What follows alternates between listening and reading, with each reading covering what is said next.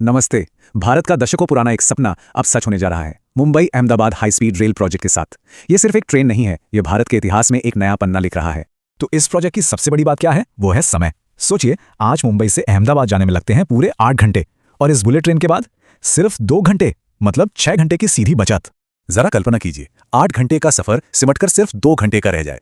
इसका मतलब क्या है? इसका मतलब है कि कोई सुबह अहमदाबाद में नाश्ता करके दोपहर में मुंबई में कोई जरूरी मीटिंग अटेंड कर सकता है और शाम तक वापस अपने घर भी पहुंच सकता है। ये तो पूरी जिंदगी बदलने वाली बात है। तो चलिए इस प्रोजेक्ट की गहराई में उतरते हैं। देखिए, ये कहानी सिर्फ एक तेज रफ्तार ट्रेन की नहीं है, ये कहानी है समय और दूरी की परिभाषा को हमेशा के लिए बदल देने की।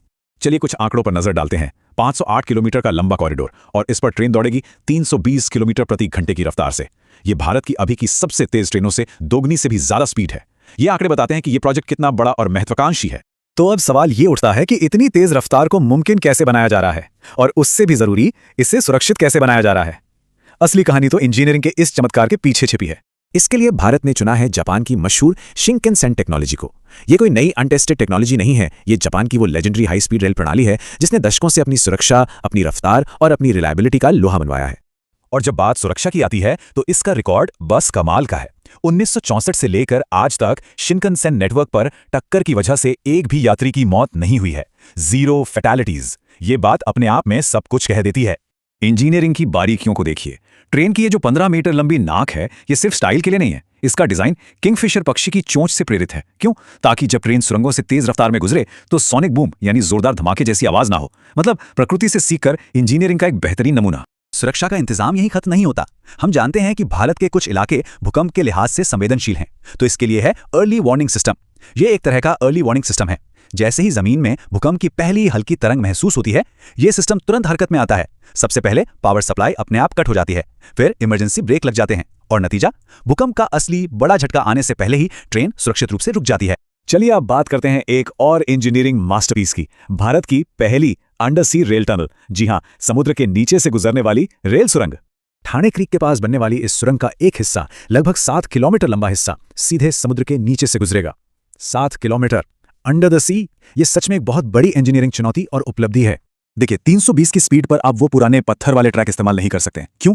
क्योंकि तेज रफ्तार पर पत्थर उड़ने का खतरा रहता है। इसलिए यहां इस्तेमाल हो रहे हैं जे स्लैब बैलास्टलेस ट्रैक। इसमें ढीले पत्थरों की जगह पहले से बने मजबूत कंक्रीट स्लैब होते हैं। इसका फायदा, रखरखाव कम और 320 किलोमीटर प्रति घंटे की रफ्तार पर भी एकदम स्मूथ और स्थिर सफर। तो हमने ये तो देख लिया कि ये ट्रेन कैसे बन रही है, क्या टेक्नोलॉजी इस्तेमाल हो रही है, पर अब आते हैं सबसे बड़े सवाल पर। ये क्यों बन रही है, इसका असर क्या होगा, ये प्रोजेक्ट कैसे भारत के भविष्य को जोड़ने वाला है। देखिए, हाई स्पीड रेल सिर्फ शहरों को नहीं जोड़ती, ये अर्थव्यवस्थाओं को जोड़ती है। जब मुंबई जैसा फाइनेंशियल कैपिटल सूरत जैसे डायमंड और टेक्सटाइल हब से कुछ ही घंटों की दूरी पर आ जाएगा, तो सोचिए व्यापार और कारोबार को कितनी जबरदस्त रफ्तार मिलेगी। इससे पूरे रीजन की जीडीपी को एक बड़ा बूस्ट मिलना तय है। और बात सिर्फ पैसों की नहीं है, ये प्रोजेक्ट हजारों नौकरियां तो बना ही रहा है, लेकिन उससे भी बढ़कर ये भारत में एक नई पीढ़ी के इंजीनियर्स को भविष्य के लिए तैयार कर रहा है। वडोदरा में एक विशेष high speed rail training institute बनाया गया है, जहां हमारे इंजीनियर्स को इस एडवांस टेक्नोलॉजी की ट्रेनिंग दी जा रही है। इसका एक और बहुत बड़ा फायदा है जो शायद सीधे तौर पर नजर ना आए, और वो है पर्यावरण। जब ट्रेन का सफर फ्लाइट जितना तेज और ज्यादा आरामदायक हो जाएगा, तो जाहिर है बहुत से लोग हवाई जहाज और अपनी गाड़ियों को छोड़कर ट्रेन से सफर करना पसंद करेंगे, और इसका सीधा मतलब है कम प्रदूषण और एक साफ सुथरा पर्यावरण। अब एक बड़ा सवाल मन में आता है, इतने विशाल, इतने मॉन्यूमेंटल प्रोजेक्ट के लिए पैसा कहां से आ रहा है। चलिए इसकी फंडिंग की कहानी को समझते हैं, जो अपने आप में काफी दिलचस्प है। तो इस प्रोजेक्ट का एक बड़ा हिस्सा जापान की इंटरनेशनल कोऑपरेशन एजेंसी यानी JICI से मिले एक लोन से फंड हो रहा है। और अब सुनिए इस लोन की सबसे खास बात, इसकी ब्याज दर। ये है सिर्फ 0.1%। जी हां, सिर्फ 0.1%। और ये तो बस शुरुआत है। इस लोन को चुकाने के लिए जो समय मिला है वो है पूरे 50 साल। इतना ही नहीं, लोन चुकाना शुरू करने के लिए 15 साल का ग्रेस पीरियड भी है। मतलब 15 साल तक कोई किस्त नहीं देनी। अब खुद सोचिए, 0.1% ब्याज, 50 साल की अवधि और 15 साल का ग्रेस पीरियड। अगर महंगाई को भी ध्यान में रखें तो ये लोन लगभग ना के बराबर ब्याज पर है। ये एक बेहतरीन फाइनेंशियल डील है। तो आखिर में ये समझना सबसे जरूरी है कि मुंबई अहमदाबाद कॉरिडोर सिर्फ एक अकेला प्रोजेक्ट नहीं है। ये तो बस पहला कदम है। ये आने वाले कल के लिए एक टेम्पलेट है, एक ब्लूप्रिंट है। ये तो बस शुरुआत है। इस एक कॉरिडोर के बाद पूरे भारत में हाई स्पीड नेटवर्क का एक जाल बिछाने का विजन है।